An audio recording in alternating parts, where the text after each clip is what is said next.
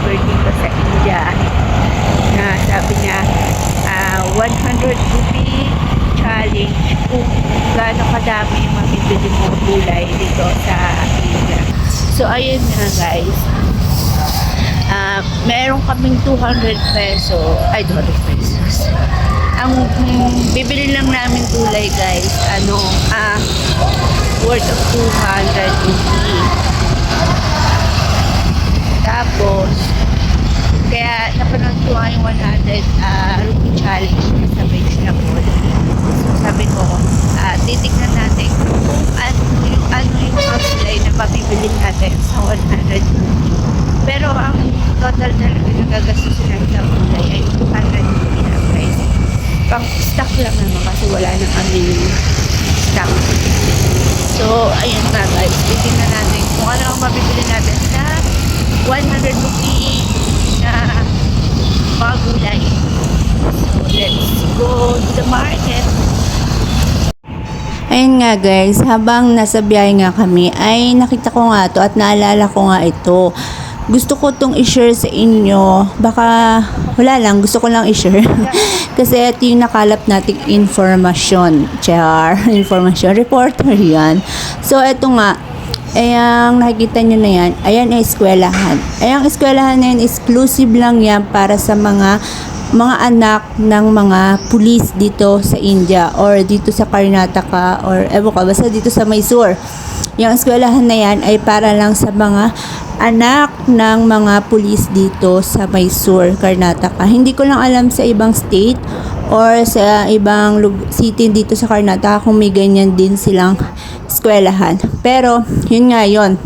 Tapos, ito namang susunod naming madadaanan ay itong lugar na to ay puro naman to bahay ng mga pulis. Yan, nag-start na dyan. Yan, lahat yan ay bahay ng mga pulis guys. Pare-parehas lang sila ng sukat, design. Wala yung taas, kundi down lang yan. Parang bungalow design, ganun. Pero mahaba siya guys. So, kasya na yung isang pamilya ng pulis. Yan ay pabahay para sa mga pulis daw. At hindi nila yan pwedeng iparenovate ng palagyan ng second floor. Pwede nilang palagyan ng mga gate, katulad niyan. Tapos yung mga halaman, yung mga extension. Pero hindi nila yan pwedeng palagyan ng second floor or first floor baga. Basta ganun. Hindi nila pwede yung paggawa. Kasi yan ay government housing para sa mga pulis lamang dito sa Mysore, Karnataka. Sobrang laki nito guys, sobrang laki ng lugar na ito. Kung makikita nyo, ayan, ano nila yan, temple nila yan. Tapos dito tayo sa circle nila, yan, dito bali bus stop to, yan sa circle na yan. Tapos doon pa sa looban yan, sobrang dami pa niyan guys, sobrang dami pa niyan mga bahay-bahay na na tinitirahan ng mga pulis. Yung iba naman diyang bahay guys ay bakante, as in walang nakatira. Siguro mga walang pumipili. Pero more on, halos siguro 75% ng mga pulis ay dito nakatira guys. Kasi nga libre na nga yung pabahay. So malaking tipid na sa kanila yung malaki din yung sahod nila, malaking tipid din. Pero bawal lang talaga nila yan ipa-renovate. Siguro sa mga pulis na maliliit lang ang volume ng kanilang pamilya, yon, mga ganun. Pero pag marami sila sa pamilya, siguro hindi sila kasya dyan. So yun nga, na-share ko lang yan sa inyo guys. Meron din ba tayo yan sa Pilipinas guys? Kasi sa pagkakaalam ko parang wala, no? Tapos eto naman, ayan, Chamundi Hill yung tinuturo ko guys. Ang ganda-ganda niyan. Tapos eto naman sa kabila, eto naman yung Mysore Palace. Yan, sobrang laki niyan guys. Siguro marami na akong beses nakapunta dyan, pero isang beses pa lang ako nakakapasok dyan nung kasama ko sila Ate Jayan. Tapos eto naman guys, yung sa kabilang side, ayan na exhibition yun. Kaso lang tapos na yung exhibition dito guys bali nung October hanggang January. So ayan, kung makikita nyo nga yung kalsada guys, napakaganda. Dahil punong-puno ng puno dito sa Mysore. Hindi talaga, hindi mainit dito. Kaya pagka winter sobrang lamig. Kahit summer, hindi ganun kainit. Hindi katulad sa Pilipinas pag summer, sobrang summer talaga. Dito naman kahit summer, sobrang lamig pa rin kasi nga gawa ng maraming puno sa mga kalsada. Pinapahalagahan nila dito guys yung mga puno, mga halaman. So, ayan, papuntang Uti naman yung daan na yan. Pero di kami dyan dadaan kasi nga pupunta tayo sa Gulayan Market dito sa Mysore, Karnataka. Ito yung Gulayan Market na malaki. Pinaka main na gulayan dito sa Mysore. Dito talaga yung bagsakan ng mga gulay, guys. So, ayan, liliko tayo dito. At, makikita nyo nga, madami pa rin puno dito. Kahit saan talaga dito sa Mysore ay punong-puno ng puno. At saka ang lalaki ng mga puno. Kung mapapansin nyo yung mga puno dito, guys, ay sobrang tatanda na siguro nito. Mga ilang taon na siguro to. Kasi nga, ang lalaki nila, di ba? Ayan, ito nga pala. Inayos na rin pala yung daan dito. Kung makikita, malalaman nyo dati, nagbablog ako dito, ay hindi talaga maganda yung kalsada. Ngayon, maganda talaga yung kalsada ngayon kasi nga, pinaayos nga nila. So, ayan, dire-diretso lang tayo. At malapit na nga tayo sa mga gulayan, guys. At saka sinasabi pa nga pala ng aking asawa ay meron daw ditong isang kainan na para sa mga gobyerno. Yung gobyerno ang may-ari, kumbaga ang pagkain daw dito isang order ay 5 rupee lang, sobrang mura. Pero hindi namin alam kung saan banda dito. Hinahanap talaga namin para makapag-breakfast kami. Ito na nga guys, yung mga nag-start dyan, yung mga nagtitinda ng gulay. Dyan sila nag-start hanggang doon. Mahaba yan guys, sobrang dami nagtitinda dito ng gulay. At saka napakamura ng gulay dito kasi nga dito yung bagsakan ng mga gulay na galing sa Kerala, sa Mangalore, sa mga kung saan saang lugar dito sa Karnataka. Diyan nila binabagsak dito. Dito yung bagsakan. Pero hindi lang naman dito sa Mysore ang may ganyan, no. Meron din yan sa Bangalore, sa ibang lugar dito sa Karnataka. Pero sinasabi ko, dito sa Mysore, ito talaga yung pinakabagsakan ng gulay. Ayan, napakadaming coconut. Ganyan yung coconut dito. Wala yung giling-giling. Wala yung sabaw-sabaw ng coconut. So, ito na nga yung pinaka main market nila. Ayan. Sobrang dami natitinda dyan, guys. So, tara na. Guys, dito na kami sa market. So, hi, Alia. Ang hirap mag-vlog, guys. Kasi si Alia, ayaw niya magpababa. So, ayan, mag-100 rupee challenge tayo. Ayan. Sabi mo, 100 rupee challenge.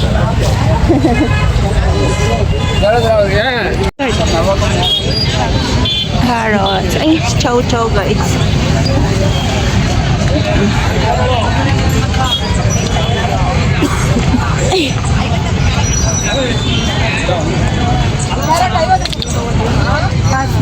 बहुत सही होता है different price Daming beans, chili. You know, green chili, guys. And then beans.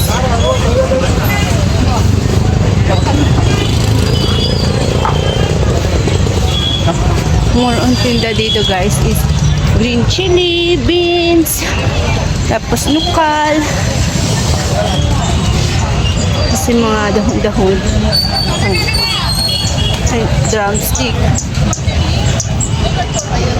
Sinabid ang bibili, guys, at makikipagtawaran para marami tayo magbili sa 100 rupee. Carrots and capsicum. Bibili siya ng carrots. Ito ay beetroot. Tsaka guys, yung mga baka dito, ayan, gala-gala lang sila kasi nakakalibre sila ng food. Kita nyo guys, ang market dito ay ganyan. So, unang bibili namin ay carrots. And this one, capsicum.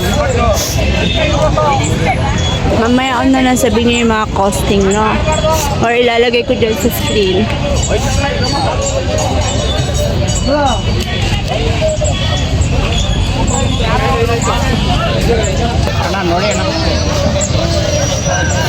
That is the carrots, capsicum, and beetroot.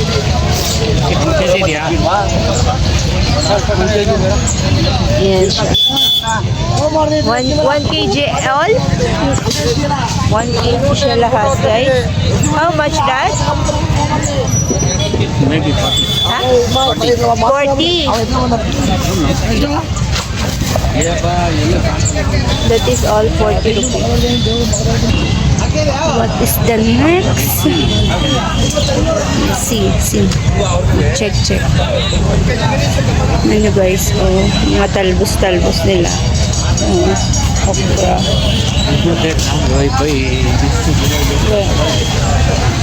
I need the gobi. Gobi. Can you walk? Baby, sila lemon, guys. Ito, gabi. Gabi yan. ಯಾವ್ದು ಎಷ್ಟು Cauliflower. ಜಾಸ್ತಿ Walk lang. Fatima, you will eat this? No, I don't. ಒಂದೆರಡು ಸರಿ 10 ರೂಪಾಯಿ ಹಾಕಿ Next is ಚಿಕ್ಕ ಚಿಕ್ಕದಾಗಿ Macal. ಎರಡು ಹಾಕಿ ಸಾಕು ಅಷ್ಟೊಂದು ಬೇಡ ಎರಡು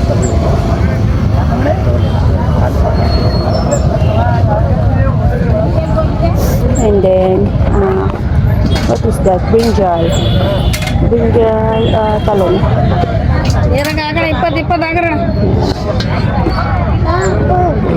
Ito lang doon. Buwan nga tayo. ತಗೊಳ್ಳಿ Nakalimutan ko tawag sa atin yan. How much it is? 10 rupees. Yung nukal and this thing guys is 10 rupee lang. Itong mga ಬರಲ್ಲ ಸರ್ ಪಾರ್ಸಲ್ ಹೌದಾ bean peas, this thing parang munggo-munggo yan. I put right that one. Yeah, Spoil. Ennalla. Bulang ilwala. Bulang ilwala.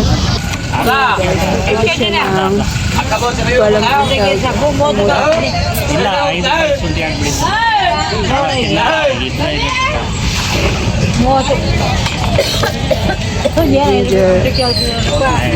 ಹಾಕಿ ಇನ್ನೊಂದು ತಗೊಳ್ಳಿ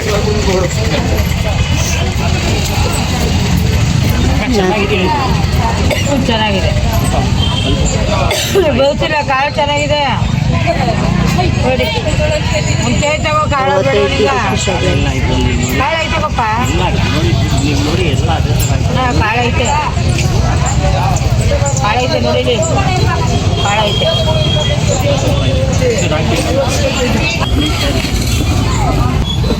Iba siya yung lemon nilalahat. ಅಣ್ಣ 4 ತಗೊಂಡಿದ್ದೀನಿ ಅಲ್ಲಿ Ay, ano yan? Sibuyas guys, patatas. Ito pa, sibuyas at saka bawang. 10 rupee yan. Still 10 rupees Per, apat na pirasong lemon, 10 rupee na guys. So, thanks ಅಣ್ಣ ngayon guys, andito kami sa suki namin sa mga gulay.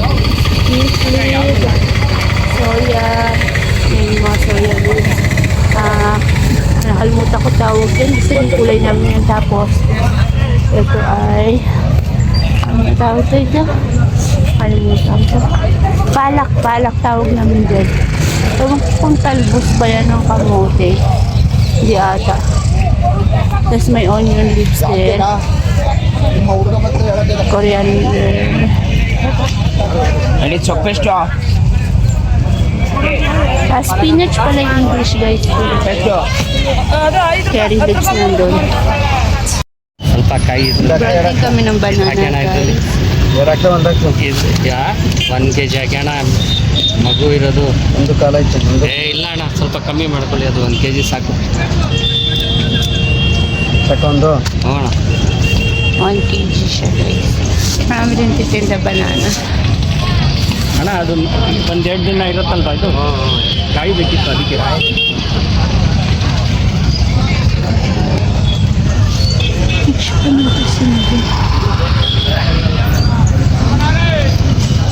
Yung guys, may banana din dito. Ayan, Kerala banana yan. Pwede yan.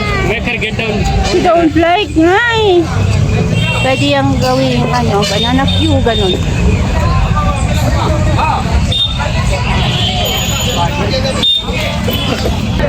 Siya daw magbuhat ng nanay niya. Gusto niya ng banana eh. Monkey. Give me. You will carry the banana.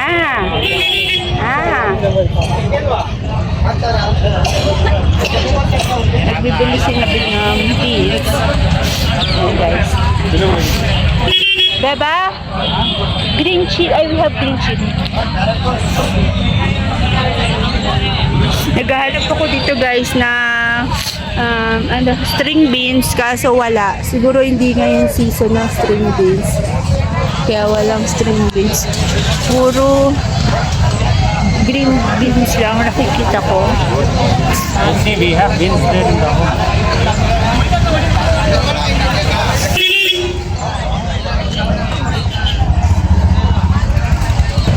Guys, nakakita kami ng string beans. Mahal to eh, pero konti lang naman. Ito yung may iba't bang klase ng talong. Ito, eggplant, brinjal, and bean brinjal. Fatima, give 10 rupees. I don't have now. Paka Google Pay man lang. You changed One the nimisha, Fatima, stand here. And guys, nakabili na kami ng worth of 100 rupees. So, yung mga natitirang pera, ayun, bumibili pa siya ng ibang gulay. Tapos nakakita kami na sitaw dito, kay ate. Yung tinda yung sitaw, guys. So, 10 rupees lang naman yung binili namin. Eh, nagpapalit pa sinabi ko, wala kasing change. Sa 50 rupees si ate. So, nagbili muna siya ng ibang gulay doon. Babalikan niya kami dito. Say hi muna daw. Hi! Wala kayo sa... So, gigising lang kasi na... Inaya na kami, natutulog pa kami eh. So, ayan dyan na sinabi. Magbabayad na siya ng 10 rupees. Thanks, sir. So, ayun na guys. I'm happy kasi meron akong string beans. Pauwi na kami guys. Banana ni Anya.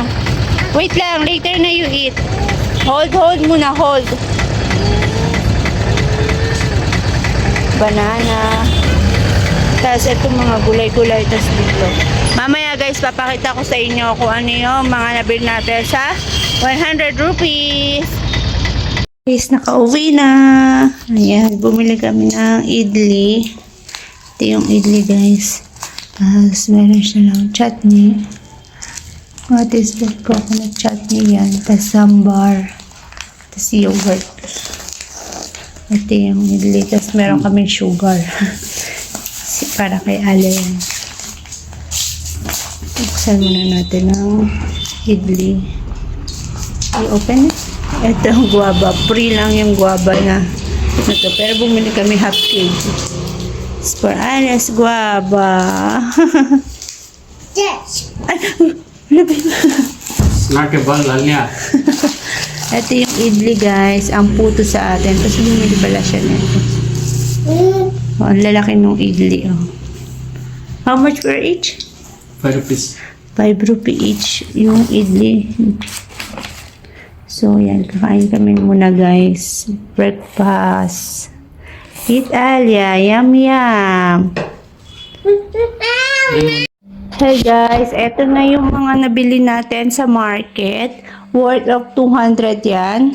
Kasama tong ito at saka ay, ito hindi ito kasama. Ito lang. Banana. Tsaka yan. So, ito pa pala. Meron dito. Yan. Ito yung mga nabili natin sa 100. So, ayan guys. I-voice record ko na lang tong voice over ko na lang to pagpapaliwanag ko sa inyo. Kasi talagang etong pagpapaliwanag ko sa video na to ay napakagulo. At hindi nyo maiintindihan dahil nga ay hindi ko nga maintindihan din kung sino yung mga magkakasama, nakalimutan ko. Pero nung inedit ko na nga itong video na to ay nakita ko na nga talaga kung ano yung mga gulay na nag-worth of 100 rupee. So, ayan na, nakita nyo naman. Nakita nyo naman din sa screen na inedit ko na nga ay ang carrots at capsicum at ang beetroot ay nag-uhalaga ng 40 rupee. So, ayan, ilalagay ko sa gilid lahat ng mga vegetable na nabili namin sa worth of 100 rupee. Ito na nga yung sasabi ko, ang carrots, capsicum at beetroot ay nagkakahalaga ng 40 rupee. So, tapos ang nukal at brinjal naman ay nagkakahalaga lang siya ng 10 rupee. So, it worth of 50 na siya. Tapos, nakabili kami ng 4 na lemon, worth of 10 rupee. So, 60 na siya. Tapos naman, yung balar seed at ginger, ay nagkakahalaga naman siya ng 30 rupee dahil yung balar seed ay 25 at yung ginger ay 5 rupee lang. Tapos yung leaves vegetable naman worth of 10 rupee naman siya.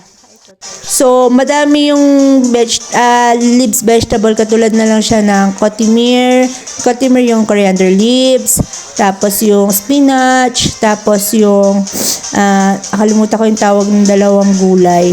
Hindi ko alam kung anong tawag sa dalawang gulay na yun. Basta yun, ang mga worth of 10 rupee lang siya, guys. So, ayun na nga yung lahat-lahat na nabili natin sa halagang 100 rupee. At yung mga natira naman katulad ng coconut, ng cauliflower, ng green beans, at saka ng banana, ay naman yung nagkakahalaga ng isa pang 100 rupee. Dahil ang banana ay worth of 50, tapos 10 na tawag dyan, green beans, tapos, yung string beans din, 10 rupee.